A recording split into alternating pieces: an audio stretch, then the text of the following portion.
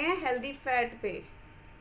अब फैट का नाम आते ही सबसे पहले हमारे अंदर आता है फैट तो लेना ही नहीं चाहिए, ये तो मोटापे की जड़ है। फैट से तो हम इतना दूर भागते हैं कि फैट तो बिल्कुल कट लगा देते हैं। जब भी हम फैट लॉस के प्रोसेस में होते हैं तो हम सबसे पहले फैट पे ही कट लगाते हैं। लेकिन फैट भी ज़रूरी है, बट ये पहचान करना ज़रूरी है कि कौन सा फैट लेना चाहिए। ओके, तो आप में से कोई बता सकता है कि हमारे डाइट में फैट कितने परसेंट होना चाहिए? फैट की रेशो क्या होनी चाहिए? हमारी थाली में फैट की रेशो क्या होनी चाहिए? कितने परसेंट होना चाहिए? एनीबॉडी?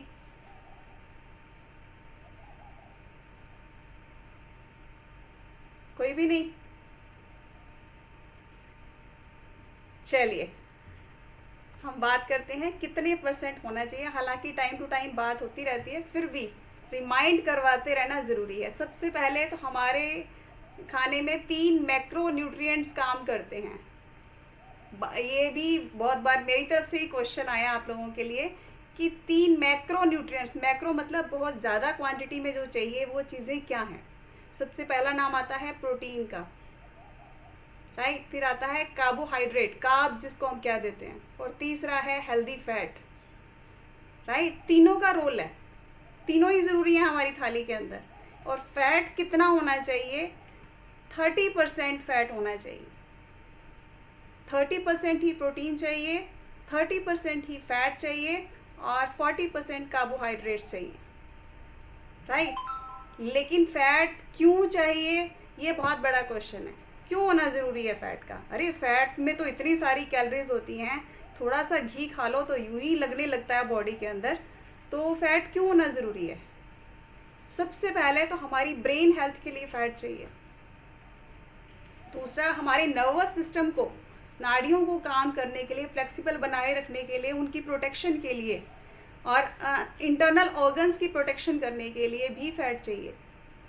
और 4 जो विटामिन जैसे हैं, विटामिन ए, डी, ई और के, उसको घुलने के लिए बॉडी में, अगर उसको हम लेके जा रहे हैं, उसको घुलने के लिए, उसको सोल्यूबल बनाने के लिए, उसको वर्क करने के लिए भी फैट चाहिए। देखो कितना इम्पोर्टेंट रोल है। और उसके बाद नेक्स्ट, अगर हमारी स्किन चमक रही है तो वो भी फैट की वजह से शाइन कर रही है, स्किन हेल्दी दिख रही है तो वो भी उसका कहीं ना कहीं रीज़न फैट है। इतना ज़रूरी है फैट, राइट। तो बट ये सबसे बड़ा क्वेश्चन है, कितना लेना चाहिए और कौन सा लेना चाहिए। अभी मैंने आपको बताया कि 30% फैट हमारी थाली में होना चाहिए या हमारे खाने में होना चाहिए। तो 30% का मतलब, अगर हमारी बॉडी को पूरे दिन में 2000 कैलोरीज चाहिए, आपके कोच से आप बैठ के आप डाइट प्लान बनवा सकते हैं कि कितनी कैलोरीज मेरी बॉडी की रिक्वायरमेंट है जो मेरे लिए सही है, उसका 30%, मान लो 2000 कैलोरीज चाहिए जो है पूरे दिन में, तो 2000 का 30% लगा लीजिए, कितना हो गया? 600 कैलोरीज। लेकिन फैट की लेते टाइम ये हमें ज़रूर सोचना है कि 1 ग्राम फैट में 9 कैलोरीज होती हैं। 1 ग्राम अगर हम फैट ले रहे हैं उसमें 9 कैलोरीज होती हैं। आपको टोटल कैलोरीज फैट से आनी चाहिए अगर 600, तो उसको हम 9 से डिवाइड करेंगे, राइट। तो इसका मतलब 60 to 70 ग्राम पूरे दिन में फैट चाहिए। और उसमें कौन से वाला फैट कितना लेना है, अब मैं इस बारे में बात करूँगी। फैट भी कई तरह के होते हैं, मेनली उसको 3 कैटेगरीज में बांटा हुआ है, सैचुरेटेड, अनसैचुरेटेड और ट्रांस फैट। ट्रांस फैट तो टोटली क्रॉस होता है। ट्रांस फैट होता क्या है, जैसे कई जगह पे ये लिखा हुआ आता है हाइड्रोजनेटेड ऑयल, यानी कि उसको हाइड्रोजन गैस के प्रोसेस में से गुजार के उसको ठोस बनाया जाता है। स्पेशली इस ट्रांस फैट का यूज़ किया जाता है बेक्ड आइटम्स में, बेकिंग के प्रोसेस में इसको यूज़ किया जाता है, और कई जगह फ्राई करने के लिए भी इसको यूज़ किया जाता है, उसका टेस्ट बढ़ाने के लिए, चीज़ का टेस्ट बढ़ाने के लिए, और किसी भी चीज़ की शेल्फ लाइफ बढ़ाने के लिए। इतना ख़राब है तो ये बना ही क्यों है भाई? जैसे हम लोग पिज़्ज़ा खा लेते हैं, उससे मिलना तो कुछ नहीं है, उससे कोई न्यूट्रिशन तो आना नहीं है, लेकिन टेस्ट के लिए।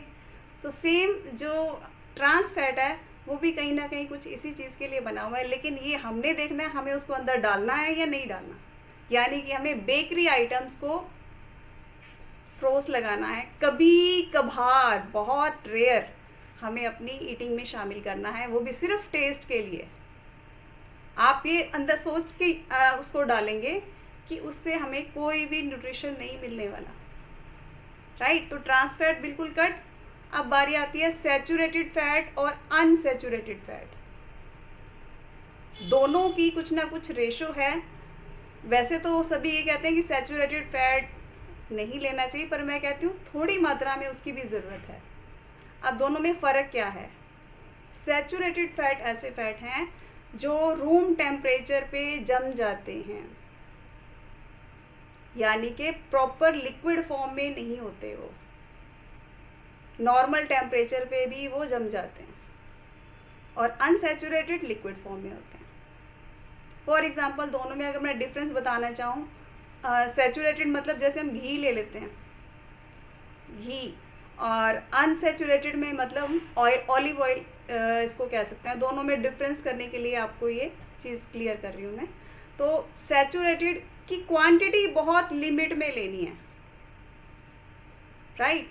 क्योंकि जो है सैचुरेटेड फैट अगर ज़्यादा ले लिया तो जैसे वो रूम टेम्परेचर पे जमा हुआ है वैसे ही हमारी बॉडी की अंदर जो है आर्टरीज में जाके भी वैसे ही जम जाना उसने, और वो कल को आने वाले टाइम में सोच सकते हो कितना परेशान आता है, हमारी हार्ट हेल्थ पे कितना गंदा इफेक्ट डाल सकता है। ब्लड सर्कुलेशन प्रॉपर नहीं हो पाएगा, आर्टरीज फुल हो जाएंगी उस फैट के साथ। तो इसीलिए सैचुरेटेड फैट जो है सोच समझ के लेना है, एक लिमिट में लेना है।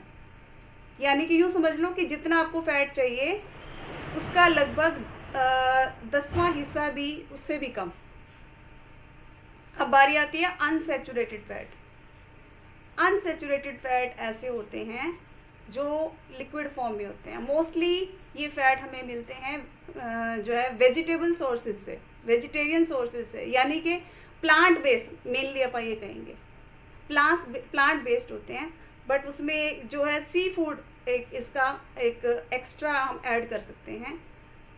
जितना भी प्लांट्स बेस से जो फैट मिलेगा, जैसे ऑलिव का मैंने अभी एग्जांपल दिया, पीनट्स का मैंने एग्जांपल दिया, पीनट्स का जो है अनसैचुरेटेड फैट में आ जाएगा। बट सी फूड इसका एक जो ऐसा फैट है जो अनसैचुरेटेड है, लेकिन वो एनिमल से आता है, इसको हमें शामिल करना चाहिए। और सी फूड में भी स्पेशली टूना फिश हम लोग यूज़ कर सकते हैं अपने उस फैट को पूरा करने के लिए, राइट? तो सैचुरेटेड मोस्टली आता है एनिमल्स बेस्ड, जैसे कि घी है, दूध से आता है, घी बनता है, वो दूध कहाँ से आ रहा है? एनिमल्स बेस्ड है। बट उसमें कोकोनट ऑयल है जो है प्लांट बेस्ड है, लेकिन फिर भी वो सैचुरेटेड है क्योंकि वो भी रूम टेम्परेचर पे जम जाता है। तो ये तो आ गया इन तीनों का डिफरेंस। अब जो अनसैचुरेटेड है उसमें मेनली हम ओमेगा 3, ओमेगा 6, ये 2 कैटेगरीज हैं। कुछ मात्रा में ओमेगा 6 चाहिए और ज़्यादा मात्रा में ओमेगा 3 चाहिए। ओमेगा 3 क्या काम करता है उसमें? वो गंदे वाले पहले जमे हुए गंदे वाले फैट को भी ओवरकम कर जाता है, यानी कि एक अच्छा फैट बॉडी के अंदर ऐड होता है जो स्मूथली हर फंक्शन को काम में देता है। यानी कि बॉडी की फ्लेक्सिबिलिटी बन जाती है, स्किन शानदार हो जाती है, और एक अच्छा फैट बॉडी में जाएगा तो चर्बी बन के लटकता हुआ नहीं दिखेगा।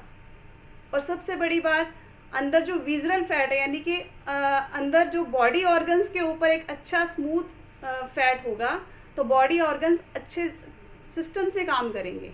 और गंदे वाला हैवी फैट अगर बॉडी ऑर्गन्स के ऊपर जमा होगा, जैसे हार्ट के ऊपर है, किडनीज के ऊपर है, लीवर के ऊपर है, अगर गंदे वाला फैट ऐसे उसको जकड़ के रहेगा तो बॉडी ऑर्गन्स कैसे अच्छे से काम करेंगे। स्पेशली हार्ट की मैं बात करूँगी, पिछले जो मेरा टॉपिक रहा है हार्ट के ऊपर, उसी में मैं ऐड ऑन करूँगी कि अगर हार्ट हेल्दी है तो हम जिंदा हैं।